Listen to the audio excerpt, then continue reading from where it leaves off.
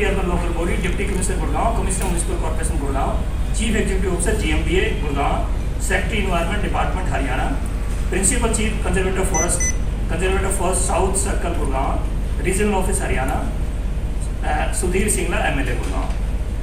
ये लेटर इसलिए लिखा कि हमने लगा कि भी ये जो 611/4 है, इस जो हमने ये जवाबबंदी निकलवाई है, इसके अंदर क्लियर लिखा हुआ है कि ये पहाड़ है, आप इसके अंदर पेट्रोल पंप कैसे सैंक्शन कर सकते हो।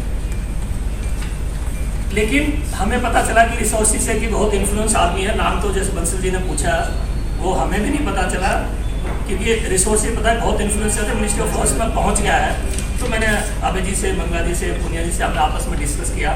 तो क्या होता है, एक चीज़ थर्ड पार्टी क्रिएट हो जाती है। हालांकि उस जमीन पर आप जाकर देखोगे बहुत सुंदर हमने ट्रैक बनाया हुआ है, पॉन्ड भी बना दिया है, क्योंकि वो नाला था बेसिकली टाउन में, 5 फुट गहरा एक पॉन्ड बना दिया और साथ में शिवनाथन स्कूल है। तो हमने डिसाइड किया कि क्यों ना NGT में लगाया जाए, क्योंकि NGT इस तरह के केसेस को लेती है। तो बाकी आगे अभय जी ने एक्सप्लेन कर दिया डिटेल में कि NGT ने क्या संज्ञान लिया है।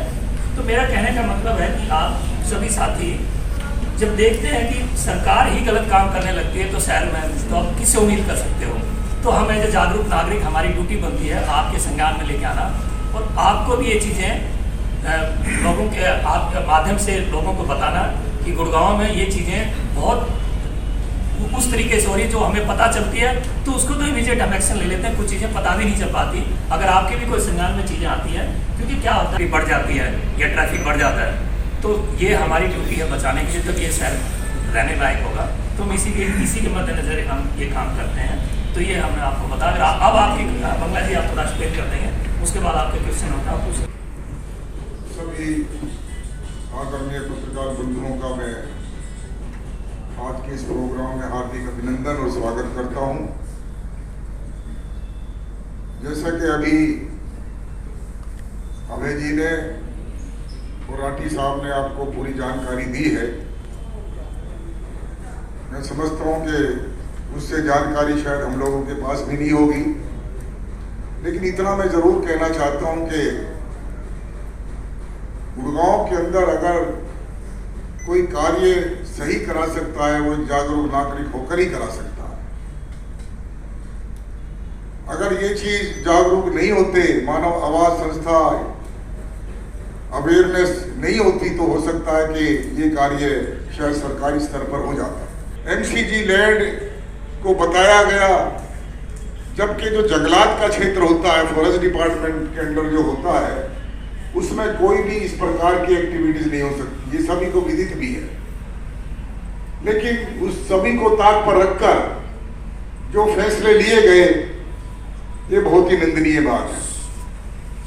जब कोई भी नियम हम लोग, अगर हम इंडस्ट्री की बात करें, अगर हमको कोई CLU भी लेना है तो फॉरेस्ट डिपार्टमेंट से भी हमको एक रिकमेंडेशन अप्रूवल लेनी पड़ती है, जबकि वो बिल्कुल फॉरेस्ट का कोई मतलब भी नहीं होता, और तब भी फॉरेस्ट के चक्कर लगा के बड़ी मुश्किल से उनको NOC मिलती है वहां से। और जब ये क्षेत्र है ही फॉरेस्ट डिपार्टमेंट का, उसके बावजूद भी ये लैंड अलॉट कर दी गई, तो ये बहुत अफसोस की बात है।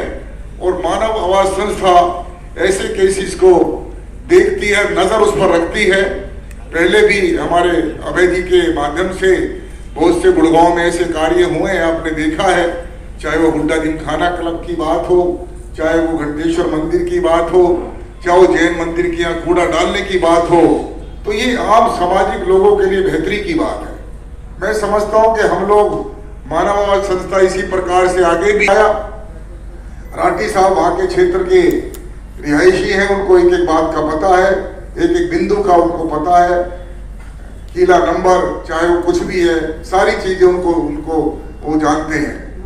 तो मैं, अभय जी ने भी आपको सारी बात बताई है कि NGT ने यह आदेश किया है कि 2 महीने के अंदर इसकी कार्रवाई करने के बाद पूरी रिपोर्ट NGT को प्रस्तुत की जाए। और मैं समझता हूं कि रिपोर्ट जो आनी है वो सब आपके सामने है। वो क्षेत्र बिल्कुल क्लियर कर 100% फॉरेस्ट डिपार्टमेंट का है, और ये ऐसा शायद जो यहाँ पे रिपोर्ट जाएगी वो यही जाएगी कि वो फॉरेस्ट डिपार्टमेंट की लैंड है। उम्मीद करते हैं कि जो आदेश, फाइनल आदेश जो आएगा, जैसा कि एनजीटी ने सुप्रीम कोर्ट के माध्यम से, मैं इन्हीं शब्दों के साथ आप लोगों का स्वागत और एक बार फिर धन्यवाद करना चाहता हूं। और अपनी संस्था के बारे में मैं भी बता चुका हूं और हमारे साथी भी बता चुके हैं कि ये लगातार आपको विश्वास हम दिलाते हैं कि गुड़गांव में कोई भी कार्य गलत नहीं करने दिया जाएगा। इसके लिए माना आवाज हमें। और एमसीजी इसकी ओनरशिप रखती है। चक्करपुर गांव में जमीन थी, जब चक्करपुर को एमसीजी में लिया गया तो चक्करपुर का जो भी लैंड थी उसकी ओनरशिप एमसीजी के पास आ गई। जहाँ तक अभी यादव भाई ने पूछा कि फॉरेस्ट का क्या रोल है, जब कोई पेट्रोल पंप ऐसे लगता है तो फॉरेस्ट डिपार्टमेंट से एनओसी लेनी पड़ती है। और इसमें ये रूल बना दिया गया है कि इवन ये एनओसी हरियाणा का फॉरेस्ट डिपार्टमेंट या गुड़गांव फॉरेस्ट डिपार्टमेंट नहीं देगा, ministry of forest environment and climate change के अंदर में एक हाई पावर कमेटी बना दी। वो कमेटी इसलिए बनाई गई है कि अगर फॉरेस्ट एरिया में कोई नेसेसरी चीज जानी है, मतलब 15 मार्च 2019 को इंडियन ऑयल कॉर्पोरेशन को एक जमीन पेट्रोल पंप के लिए अलॉट कर दी। जब ये पता लगा कि वो जो जमीन अलॉट करी पेट्रोल पंप की वो एरिया फॉरेस्ट एरिया में आता है और अरावली रेंज का पार्ट है, वहाँ पेट्रोल पंप नहीं लग सकता। तो उसके बाद वहाँ के आर्टिकल जो रीजनल एडमिनिस्ट्रेशन है उसको लाठी साहब देखते हैं और लाठी साहब की संस्था अलग है, गाँव सिटीजन काउंसिल, लाठी साहब आगे काउंसलर भी हैं। तो वहाँ इन्होंने काफ़ी मुद्दा उठाया और सरकार को अलग अलग विभागों को लेटर लिखे कि जमीन ये पेट्रोल पंप के लिए अलॉट नहीं होनी चाहिए, परंतु सरकार ने कुछ नहीं किया। उसके बाद मजेदार बात है कि इवन आपके रूलिंग पार्टी के जो विधायक हैं उन्होंने भी एक पत्र लिखा सरकार को कि ये जमीन फॉरेस्ट एरिया की है, अरावली रेंज में आती है, यहाँ पेट्रोल पंप नहीं लगाना चाहिए, परंतु सरकार फिर भी अपनी इलीगलिटी को आगे बढ़ाती रही। उसके बावजूद हम सब ने निर्णय लिया कि मानववादी संस्था के बैनर पे इस केस को एनजीटी में दायर किया गया। एनजीटी में केस दर्ज किया गया और 9 फरवरी को एनजीटी ने स्पष्ट आदेश दिया है कि यहाँ पेट्रोल पंप नहीं लगेगा। और साथ साथ एनजीटी ने गुड़गांव डिप्टी कमिश्नर और डिविजनल फॉरेस्ट ऑफिसर को ये कहा है कि आप 2 महीने में रिपोर्ट तैयार करके हमें सबमिट करें कि एमसीजी ने ये इलीगलिटी क्यों करी, यहाँ उन्होंने जमीन अलॉट क्यों करी। तो अब स्पष्ट हो गया और एनजीटी ने स्पष्ट कहा है कि यहाँ पेट्रोल पंप नहीं। तो सर इसमें कहीं ना कहीं निगम की गलती दिख रही है। स्पष्ट गलती है, क्योंकि अगर निगम अब ये नहीं कह सकती कि हमें नहीं पता था कि जमीन ये फॉरेस्ट एरिया की, क्योंकि ये जमीन के मालिक एमसीजी है, नगर निगम है, और नगर निगम के पास अपने हर जमीन का पूरा रिकॉर्ड होता है। तो हमने जो एनजीटी में लगाया उसमें लगाया बकायदा एमसीजी के रिकॉर्ड में आ रहा है कि ये गैर मुमकिन पहाड़ एरिया है। वो कागज हमने एनजीटी में लगाया तो एनजीटी ने स्पष्ट माना कि यहाँ पेट्रोल पंप लगना अरावली रेंज से संबंधित नियमों को वायलेट करना होगा। तो एनजीटी ने तुरंत आदेश दिया कि यहाँ पेट्रोल पंप राठी सर आपका क्या कहना है फैसले डिटेल में, क्योंकि ये मुद्दा 2019 में आया था। उसी टाइम से एज ए काउंसलर मैंने हाउस में भी टेकअप किया था और चीफ मिनिस्टर को भी उस टाइम संज्ञान में लेके आए थे। लेकिन जब मुझे अश्योर किया गया कि ये पेट्रोल पंप नहीं लगेगा, लेकिन अब हब डिपार्टमेंट से एनओसी मिल गई है, एक्सेप्ट मिनिस्ट्री ऑफ फॉरेस्ट से नहीं मिली है, तो अभी ये जोर शोर से उठ रहा था। तो हमने डिसाइड किया कि इसमें कोर्ट में जाएंगे तो इसी के द्वारा हम एनजीटी में भी ऑर्डर दिया है कि अब यहाँ पर पेट्रोल पंप नहीं लग सकता, क्योंकि गैर मुमकिन पहाड़ है। निगम को तो पता है निगम के क्या है, सरकार का प्रेशर आता है निगम के ऊपर, निगम डिसीजन तभी लेता है। सरकार का प्रेशर आया तो उन्होंने दे दिया, अलॉट कर दिया। अगर ये चीज़ हम आवाज़ नहीं उठाते तो पेट्रोल पंप भी वहाँ अलॉट होकर स्टार्ट भी हो जाता, क्योंकि हम एज ए जागरूक नागरिक हमारी ड्यूटी बनती है। ग्रीन बेल्ट किसी पर्पज़ के लिए बनाई जाती है, ना कि पेट्रोल पंप के और शराब के ठेकों के लिए, तो इसलिए हम आवाज़ उठाते हैं। ठीक है, थैंक यू। जानी है जो उस एरिया से जानी पड़ रही है, तो इसलिए ministry of environment forest and climate change एक हाई पावर कमेटी है जो एनओसी देगी इस चीज़ के लिए। तो वो परंतु एनजीटी ने स्पष्ट ऑर्डर में स्पष्ट कहा है कि यहाँ पेट्रोल पंप नहीं लग सकता। ये जमीन एमसीजी की है, परंतु क्योंकि ये फॉरेस्ट एरिया था तो फॉरेस्ट को एनओसी देनी पड़ेगी। पर अभी गुड़गांव फॉरेस्ट डिपार्टमेंट ने कोई एनओसी नहीं दिया। उन्होंने स्पष्ट ये लिख दिया है कि अगर एनओसी लेनी है तो इसकी एनओसी आप एनवायरमेंट ऑफ मिनिस्ट्री से लें। गुड़गांव और हरियाणा उसमें एनओसी दे ही नहीं सकते। सर दूसरा क्वेश्चन मेरा ये है, जब कोई भी हम पेट्रोल पंप लगाते हैं, मालिक का नाम लिखा जाता है, एप्लीकेशन लिखी जाती है, आरटीआई लगाकर कम से कम आप ये मानव आवाज ये निकलवा सकती है कि ये किस आदमी ने इस पेट्रोल पंप के लिए अप्लाई किया। चलिए इसका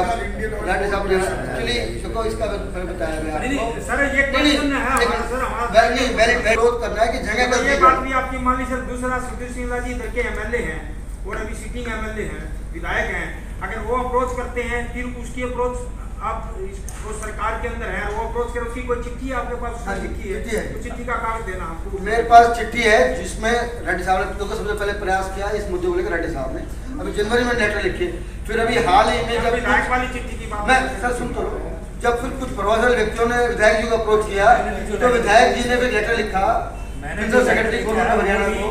वो भी गुड़गांव विधानसभा के मैंने दिया हुआ है, मैंने कॉपी रिसीव की है, मेरे पास सारे कागज। सर ये लेटर लिखा उन्होंने principal secretary to urban local bodies government of Haryana, और ये लेटर उन्होंने लिखा है 15 जनवरी को।